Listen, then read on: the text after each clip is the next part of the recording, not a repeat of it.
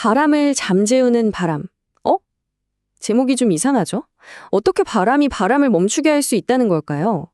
오늘 이 흥미로운 역설 속에 숨겨진 이야기를 한번 같이 파헤쳐 보려고 합니다. 자, 오늘 우리가 살펴볼 흐름인데요. 먼저 바람이라는 단어에 담긴 두 가지 뜻을 알아보고 그 다음에 무리와 물 위, 그리고 베드로의 마음속에 불었던 각기 다른 바람들을 차례대로 살펴볼 거예요. 그리고 예수님의 바람은 또 무엇이었는지, 마지막으로 이 모든 폭풍 같은 바람이 어떻게 멈추게 되는지 그 핵심까지 알아보겠습니다. 자, 이 모든 이야기의 깊이를 제대로 이해하려면요, 딱 하나의 단어에 숨겨진 비밀을 먼저 풀어야 합니다. 네, 바로 이 단어의 이중적인 의미가 오늘 우리가 탐험할 모든 것의 열쇠가 되거든요. 바로 바람입니다. 한국어에서 이 단어 참 재미있지 않나요? 우리가 아는 그 자연현상, 바람을 의미하는 동시에 마음속에 간절한 소망을 뜻하기도 하니까요. 오늘 이야기에서는 이 두 가지 의미가 서로 절묘하게 얽히면서 우리가 미처 몰랐던 깊은 메시지를 드러내게 됩니다. 그럼 첫 번째 바람부터 한번 따라가 보죠. 이 바람은 눈에 보이는 바람이 아니었어요. 수많은 사람들의 마음속에서 조용히 시작돼서 하나의 거대한 열망으로 휘몰아치기 시작한 그런 바람이었습니다. 사건의 배경은 바로 오병이어의 기적 직후였습니다. 굶주렸던 5,000명 이상이 배불리 먹는 그 놀라운 사건을 눈앞에서 본 군중들 사이에서 아주 강력한 욕망, 즉 바람이 불기 시작한 거죠. 그들의 바람은 아주 구체적이고 명확했습니다. 이 사람을 우리의 왕으로 만들자. 바로 이거였죠. 이건 정치적이고 또 세상적인 힘에 대한 아주 뜨거운 갈망이었습니다. 하지만 예수님의 반응은 뭐랄까 단호했습니다.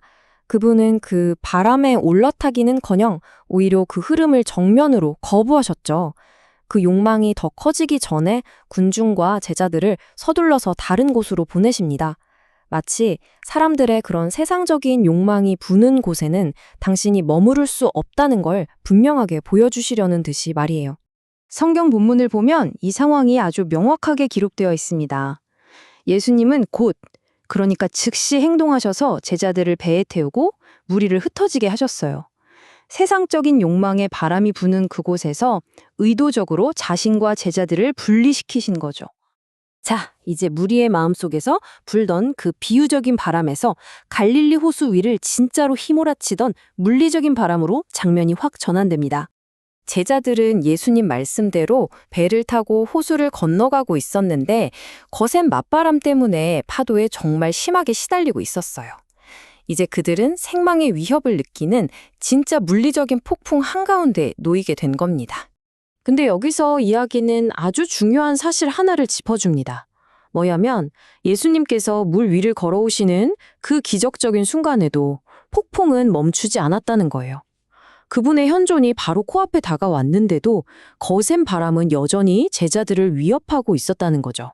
이제 우리는 가장 개인적이고 어쩌면 우리 모두가 가장 공감할 수 있는 갈등, 바로 베드로라는 한 사람의 마음속에서 휘몰아쳤던 내면의 폭풍으로 초점을 옮겨보겠습니다. 유령인 줄 알고 두려움에 떠는 제자들에게 예수님께서 이렇게 말씀하시죠. 안심해라, 나다, 두려워하지 마라. 이 확신에 찬 음성이 베드로의 마음에 또 다른 바람을 일으키는 계기가 됩니다. 베드로의 이 드라마틱한 경험을 한번 단계별로 따라가 볼게요.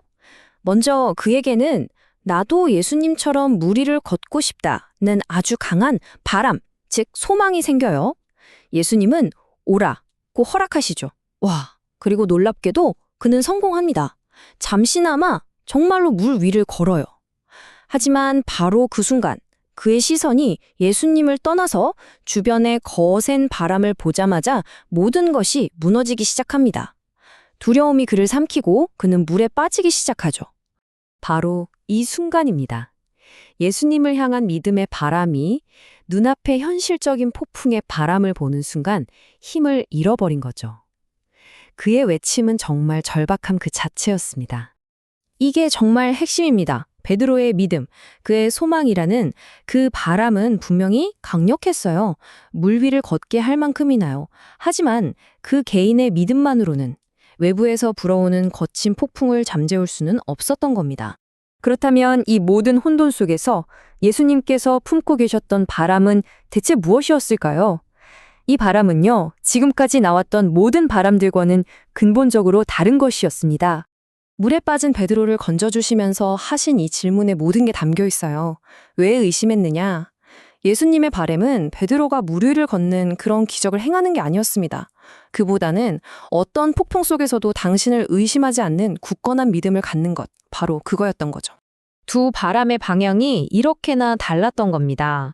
세상의 바람은 예수를 수단으로 삼아서 정치적인 왕국을 세우려는 밖으로 향하는 욕망이었어요. 하지만 예수님의 바람은 제자들이 내면에 흔들리지 않는 믿음을 갖기를 바라는 안으로 향하는 소망이었죠. 방향이 완전히 180도 달랐던 겁니다. 자, 그럼 이 모든 바람들은 대체 언제, 어떻게 멈추게 되는 걸까요?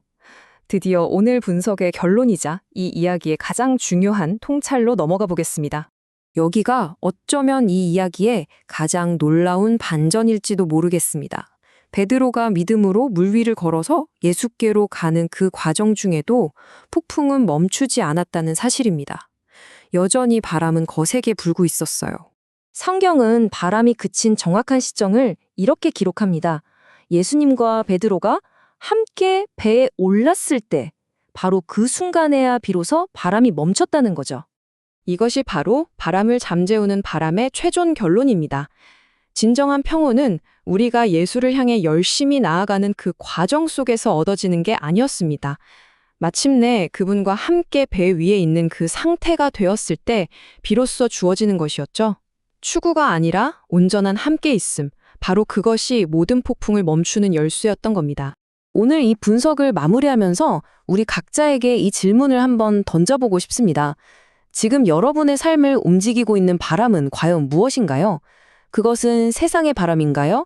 내 안의 욕망의 바람인가요? 아니면 그저 그분과 함께 있고자 하는 바람인가요? 이 질문에 대한 답이 어쩌면 우리 삶의 평온을 결정할지도 모르겠습니다.